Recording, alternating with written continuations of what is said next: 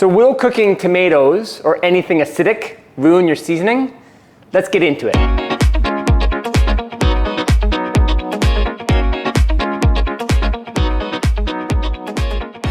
Hi, I'm Jed. This is Cook Culture.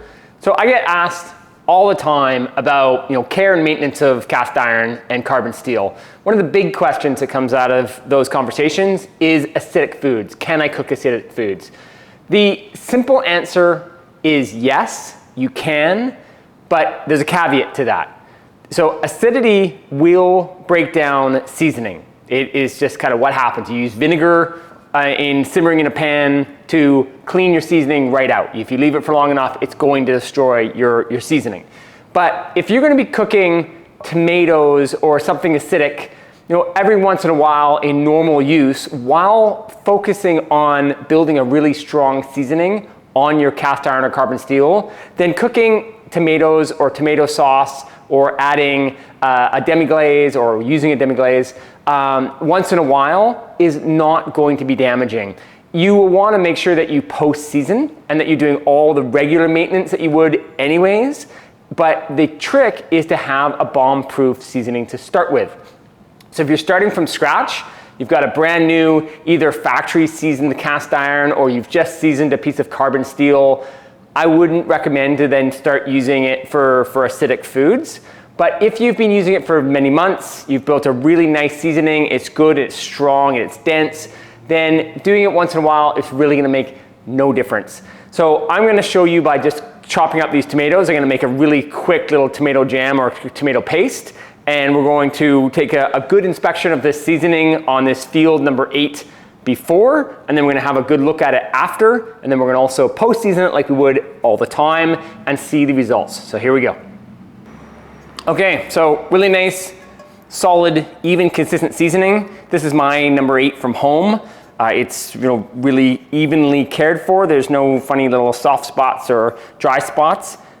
Good, even seasoning, really happy with that. Nothing special that I'm doing here. I'm just post-seasoning after I use it every single time and making sure that I keep the carbon down on this. It's a tiny bit of carbon buildup in the corners, but I keep this baby smooth with no carbon buildup. So we're gonna get that guy onto the heat, put it onto just above 6. We'll put it onto 6, sorry, and just above medium, so a 6 out of 10. So now we're gonna chop up the tomatoes and get them onto the preheated pan.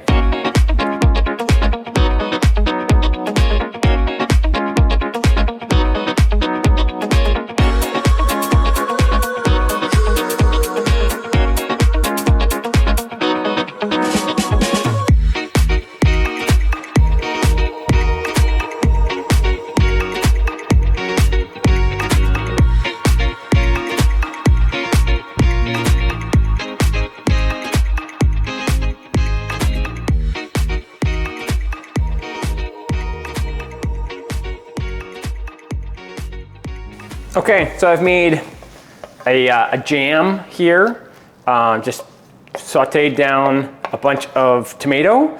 I added some white vinegar just for some extra measure. And right now it looks perfectly fine to me, but let's get the jam out and inspect the surface a little bit and see if we've developed any weakness. Okay, so there's the pan. Get some light on this guy for you. So, a lot of cooked on tomato, but underneath there, that seasoning is looking rock hard. So I'm going to take it to the sink. It's kind of cooled a little bit, so I gotta scrub down just a tad, get the tomato off using my chainmail and silicone scrubber. And so in kind of theory of acidity breaking down your seasoning really quickly, now taking chainmail to it, you would think that I would just chew away at that. If it's all softened and degraded the non-stick coating that we've built, the polymerized seasoning, then it should just start to destroy it, especially with chainmail, you would assume. So I've got that guy there, cleaned up perfectly. Okay, now we're gonna try to dry that as best as we can for you. Okay, so now that pan there has a seasoning that looks a lot like what we started with. So I'm gonna take this guy over to the stovetop and we're gonna do a post seasoning. Okay, so this is the part that matters so much. So I've used tomatoes, I've used vinegar. The seasoning on here is in perfect shape. There's no issues to it whatsoever. The seasoned, pre-seasoned surface the integrity of it is absolutely fantastic.